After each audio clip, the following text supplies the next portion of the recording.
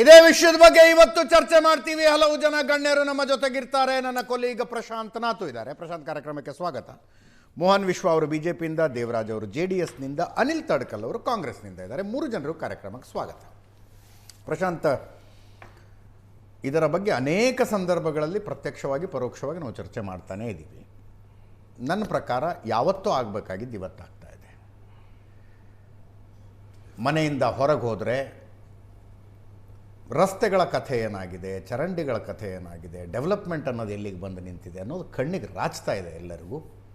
At least ಅನರ್ಹರಿಗೆ ಕೊಡ್ತಾ ಇರುವ guarantee ದುಡ್ಡನ್ನು ಉಳಿಸಿಕೊಂಡು ಸರ್ಕಾರ ಅದನ್ನು ಅಭಿವೃದ್ಧಿಗೆ ಕೊಟ್ಟರೆ ಅಷ್ಟರ ಮಟ್ಟಿಗೆ ಜನರಿಗೆ ಒಳ್ಳೆಯದಾಗುತ್ತೆ.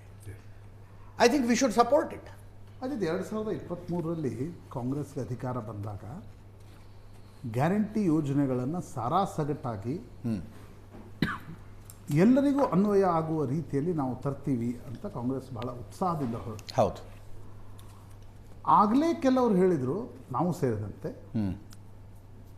ಇಲ್ಲ ಈ ರೀತಿಯ ಕಾಕಾ ಸಾಹೇಬ್ ಪಾಟೀಲ್ಗೂ ಕೊಡ್ತೀರಿ, ಮಹದೇವಪ್ಪನವ್ರಿಗೂ ಕೊಡ್ತೀರಿ ಅನ್ನುವ ಗ್ಯಾರಂಟಿಗಳಿಂದ ಸರ್ಕಾರದ ಮೇಲೆ ಅನಗತ್ಯವಾಗಿರ್ತಕ್ಕಂಥ ಒತ್ತಡ ಬೀಳುತ್ತೆ. ದಯವಿಟ್ಟು ಈಗಲೇ 1 ತಿಂಗಳು ತಡ ಆದರೂ ಚಿಂತೆ ಇಲ್ಲ, ಒಂದು ಹೊಸ ಗೈಡ್ಲೈನ್ಸ್ಗಳನ್ನು ತನ್ನಿ. ಹಾಗಿರುವಾಗ ಮಾತ್ರ ನೀವು ಈ ಗ್ಯಾರಂಟಿಗಳು ಸಸ್ಟೇನ್ ಆಗ್ತವೆ ಅನ್ನುವ ಸಲಹೆ ಬಹಳ ಜನರಿಂದ ಬಂತು. ಹೌದು. ಹಾಗೆ ಕಾಂಗ್ರೆಸ್ ನಾಯಕರು, ವಕ್ತಾರರು ಎಲ್ಲ ಉತ್ಸಾಹದಲ್ಲಿದ್ದರು. ಈ ರೀತಿ ಸಲಹೆ ಕೊಡೋರನ್ನು ಇಲ್ಲ ನೀವೆಲ್ಲ ಬಡವರ ವಿರೋಧಿಗಳು ಹೇಳ್ತಾ ಹೊರಟರು. ಬಟ್ ಕಳೆದ 1 ವರ್ಷದಿಂದ ಏನು ನೋಡಿ, 2024ರ ಲೋಕಸಭಾ ಚುನಾವಣೆಯ ದೃಷ್ಟಿಯಿಂದ ಆ ಗ್ಯಾರಂಟಿಗಳನ್ನು ಆ ಕಾಕಾ ಸಾಹೇಬ್ ಪಾಟೀಲ್ರು ಸ್ವರೂಪದಲ್ಲಿ ಪಾಪ ಅವ್ರು ಚುನಾವಣೆ ಸೋತೋದ್ರು. ಬಟ್ ಅವ್ರಿಗೇನು ಚುನಾವಣಾ ಗ್ಯಾರಂಟಿ ದೊರಕಲಿಲ್ಲ. 2024ರ ಲೋಕಸಭಾ ಚುನಾವಣೆಯ ದೃಷ್ಟಿಯಿಂದ ಇದನ್ನು ತರಲಾಯಿತು. 24ರ ಚುನಾವಣೆಯಲ್ಲಿ ಇದೇನಾದರೂ ಲಾಭ ಆಗ್ಬಿಡುತ್ತಾ? ಲಾಭ ಆಗಲಿಲ್ಲ. ಅಗೇನ್ ಪೊಲಿಟಿಕಲ್ ಸ್ಟ್ರಾಟಜಿಗಳ ಕಾರಣದಿಂದ ಕಾಂಗ್ರೆಸ್ 9 ಗೆಲ್ತೆ ಹೊರತು ಗ್ಯಾರಂಟಿಗಳ ಸಾರಾಸಗಟಾಗಿ ಏನು ಕೈ ಹಿಡಿದಿಲ್ಲ.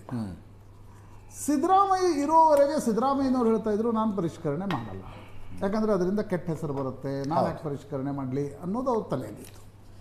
ನನಗನ್ಸುತ್ತೆ ಈಗ DK Shivakumar rightly pointed out. ಯಾಕಂದರೆ ನೋಡಿ, ಇತ್ತೀಚಿನ ದಿನಗಳಲ್ಲಿ ನಿಮಗೆ ಎಕನಾಮಿಕ್ ಸರ್ವೆ ಭಾಳ ಸ್ಪಷ್ಟವಾಗಿ ಇಂಡಿಕೇಟರ್ನ ರೂಪದಲ್ಲಿ ಹೇಳ್ತು. ರಾಜ್ಯ ಸರ್ಕಾರದ ಬೊಕ್ಕಸಗಳಿಗೆ ದೊಡ್ಡ ಏಟು ಬೀಳ್ತಾ ಇದೆ. ನಾವು ಒಂದು ರೀತಿಯ ಅಭಿವೃದ್ಧಿಪರ ಆಗಿರ್ತಕ್ಕಂಥ ರಾಜ್ಯಗಳಲ್ಲೂ ಕೂಡ ಗ್ಯಾರಂಟಿಗಳ ಕಾರಣದಿಂದ ಯಾವ ಪ್ರಮಾಣದಲ್ಲಿ ಅಭಿವೃದ್ಧಿ ಮಾಡಬೇಕಿತ್ತು ಅದನ್ನು ಮಾಡಲಿಕ್ಕೆ ಸಾಧ್ಯ ಆಗ್ತಾ ಇಲ್ಲ ಅಂತ ದೇವೇಂದ್ರ ಫಡ್ನವೀಸ್ ಭಾಳ ಉತ್ಸಾಹದಲ್ಲಿ ಇದನ್ನು ತಂದಿದ್ರು. 2024ರ ನವೆಂಬರ್ನ ಚುನಾವಣೆಯಲ್ಲಿ ನಾವು ಗ್ಯಾರಂಟಿ ತರ್ತೀವಿ ಅಂತ ಹೇಳಿದರು. 1500 ಇದ್ದದ್ದು 2100 ಮಾಡ್ತೀವಿ ಅಂತ ಹೇಳಿದರು. ಇಲ್ಲಿವರೆಗೆ ಅವ್ರಿಗೆ ಮಾಡಲಿಕ್ಕೆ ಸಾಧ್ಯ ಆಗಿಲ್ಲ. ಮೊನ್ನೆ ಅಲ್ಲೂ ಪರಿಷ್ಕರಣೆ ಆಗಿದೆ. ಪರಿಷ್ಕರಣೆ ಆಗಿ ಏನಾಯಿತು, 2,53,00,000 ಮಹಿಳೆಯರಿಗೆ ನಾವು ಮುಖ್ಯಮಂತ್ರಿ ಲಾಡ್ಕಿ ಬಹಿಣ್ ಯೋಜನಾ ಕೊಡ್ತೀವಿ ಅಂತ ಹೇಳಿದರು. ಪರಿಷ್ಕರಣೆಯಾಗಿ ಮೊನ್ನೆಯ ಬಜೆಟ್ನಲ್ಲಿ 1,53,00,000 ಲೀಸ್ಟ್ ಇಳಿಸಲಾಗಿದೆ. 1 ಕೋಟಿ ಕಡಿಮೆ ಆಗಿದೆ, 1 ಕೋಟಿ ಜನರ ಜೊತೆಗೆ 26% ಔಟ್ಲೇ ಮಹಾರಾಷ್ಟ್ರ ಸರ್ಕಾರ ಕಡಿಮೆ ಮಾಡಿದೆ ಇದಕ್ಕೆ. ಯಾಕಂದರೆ ಮೊದಲ ವರ್ಷ ಬಜೆಟ್ನಲ್ಲಿ ಇದನ್ನು ಕೊಟ್ಟಾಗ ಹೆಚ್ಚು ಕಡಿಮೆ 36,000 ಕೋಟಿ ಇಟ್ಟಿದ್ರು. ಇವ್ರಿಗೆ ಆ್ಯಕ್ಚುಲಿ ಖರ್ಚಾಗಿದ್ದು ನಂತರ ಜಾಸ್ತಿ ಮಾಡಬೇಕಾಯ್ತು, 9,000 ಕೋಟಿ. 44,000 crores ಬರೀ ಮುಖ್ಯಮಂತ್ರಿ ಲಾಡ್ಕಿ ಬಹಿಣಾ ಯೋಜನೆಗೆ ಮಹಾರಾಷ್ಟ್ರದಲ್ಲಿ ಖರ್ಚಾಯಿತು.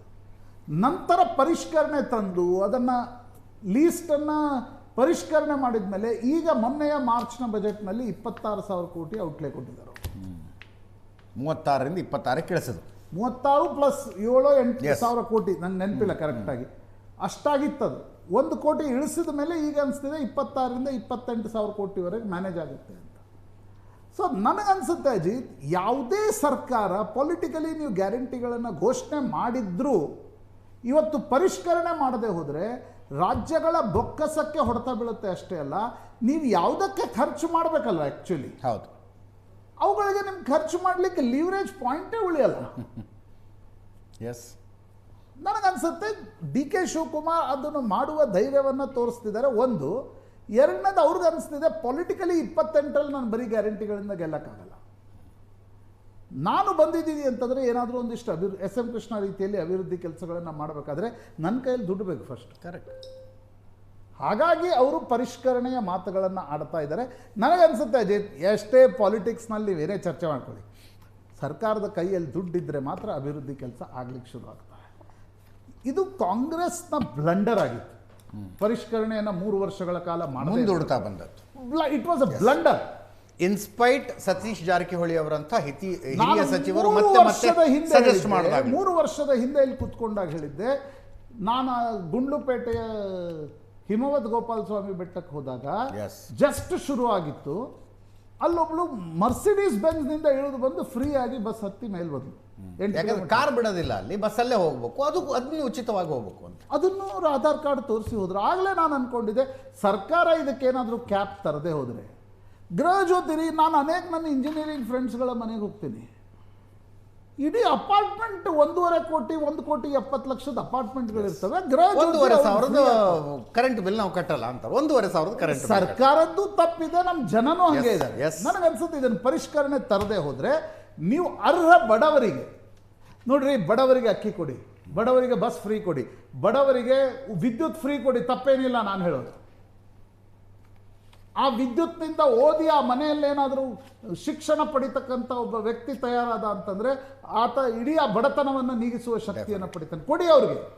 ಆದರೆ ಆ ವೋಟ್ ಬ್ಯಾಂಕ್ ಹೆಸರಿನಲ್ಲಿ ದುಡ್ಡಿದ್ದವ್ರಿಗೆ, 1 ಕೋಟಿ 2 ಕೋಟಿ ಅಪಾರ್ಟ್ಮೆಂಟ್ ಇದ್ದವ್ರಿಗೆ, ರಾಜ್ಯ ಸರ್ಕಾರದಲ್ಲಿ ಕೆಲಸ ಮಾಡ್ತಾ ಟ್ಯಾಕ್ಸ್ ತುಂಬೋರಿಗೆ ಬಸ್ ಫ್ರೀಯಾಗಿ ಕೊಟ್ಟರೆ ಆ ದೇವ್ರು ಮೆಚ್ತಾನೋ ಇಲ್ಲವೋ ಅದು ಪ್ರಶ್ನೆ ಬೇರೆ, ನಿಮಗೆ ಮತದಾರ ಕೂಡ ಮೆಚ್ಚಲ.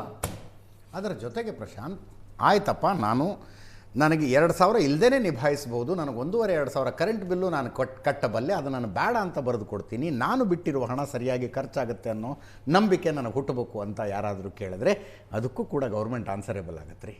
ಯಾವುದೇ ಕಟ್ ಮನಿ ಇಲ್ಲದೆ ಆ ದುಡ್ಡು ಅಭಿವೃದ್ಧಿಗೆ ಹೋಗುತ್ತಾ? ಇಲ್ಲ, ಬಟ್ ಅಟ್ಲೀಸ್ಟ್ ನನಗೆ ಬೇಡ ಅಂತ ಹೇಳುವ ಒಂದು ಮತದಾರರು ಕೂಡ ಅದನ್ನು ಬೆಳೆಸ್ಕೋಬೇಕಲ್ಲ. ಎಸ್, ಯಾವ ರಾಜ್ಯದಲ್ಲಿ ಅದು ಆಗ್ತಿದೆ? ಬಿಹಾರದಲ್ಲಿ 10,000 ರೂಪಾಯಿ ಕೊಟ್ಟರು, ಜನ ಖುಷಿಯಿಂದ ಸ್ವೀಕಾರ ಮಾಡಿದರು. ಬಟ್ ನನಗನ್ಸುತ್ತೆ ಜನ ಸ್ವೀಕಾರ ಮಾಡೋದಕ್ಕೆ ನಾವು ಬೈತಾ ಕೂತ್ರೆ ಆಗಲ್ಲ, ಸರ್ಕಾರಗಳು ಅದನ್ನು ಪರಿಷ್ಕರಣೆ ನಂಬಿಕೆ ಬರಲಿ ಅಂತ. ನಾನು ತಗೊಳ್ಳೋದಿಲ್ಲಪ್ಪ, ನನಗೆ ತಿಂಗಳ 2,000 ಬೇಡ, ನಾನು ಬಿಟ್ಟಿರುವ ದುಡ್ಡು ನಿಜವಾಗಿಯೂ ಅಭಿವೃದ್ಧಿ ಖರ್ಚಾಗುತ್ತಾ, ಅಥವಾ ಯಾರೋ ಮಿಡ್ಲ್ ಮ್ಯಾನ್ ಪಾಲಾಗಿದ್ದರೆ ನನ್ನ ಅಕೌಂಟ್ಗೆ ಬರಲಿ ಬಿಡಿ ಅಂತಾರೆ. ಎಸ್ ಮೋಹನ್, ಇದೆಲ್ಲ ನೀವು ಹೇಳೋದು ಆಗ್ತಿದ್ರೆ ಚುನಾವಣೆಗಳು ಯಾಕ್ರಿ 100 ಕೋಟಿ ಖರ್ಚು ಮಾಡೋ ಪರಿಸ್ಥಿತಿ ಬರ್ತಿತ್ತು? ನಾವೆಲ್ಲ ಲಾಲ ಲ್ಯಾಂಡಲ್ಲಿ ಬದುಕ್ತಾ ಇದೀವೋ ಏನು?